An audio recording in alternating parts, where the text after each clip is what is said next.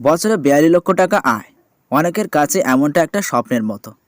অথচ এক ব্যক্তি এতগুলো টাকা খরচ করেছেন সেফ খাবার অর্ডার করে, তাও আবার এক বছরে। সম্প্রতি ঠিক এমনই একটি তথ্য সামনে এনেছে জনপ্রিয় অনলাইন ফুড ডেলিভারি এক সংস্থা। কোন খাবার অর্ডার করে এত টাকা খরচ করলেন তিনি? আসুন বিস্তারিত জেনে নিন। খাদ্যরসিক অনেকেই হন, কিন্তু খাওয়ার জন্য বছরে ৪২ লক্ষ টাকা খরচ করতে শুনেছেন কাউকে? তাও আবার ভিন দেশের দামি কোনো রেস্তোরাঁয় গিয়ে নয়। সেফ ঘরে বসে অনলাইনে খাবার অর্ডার করেই এতগুলো টাকা খরচ করেছেন এক যুবক। সম্প্রতি অনলাইন ফুড সংস্থার বার্ষিক স্ট্যাটিস্টিক্স রিপোর্ট দেখে চক্ষু চড়ক গাছ নেটিজেনদের। বিগত কয়েক বছরে অনলাইন ফুড ডেলিভারি সংস্থার চাহিদা রীতিমতো বেড়েছে সর্বত্রই। মাত্র একটা ক্লিকেই কাজ শেষ।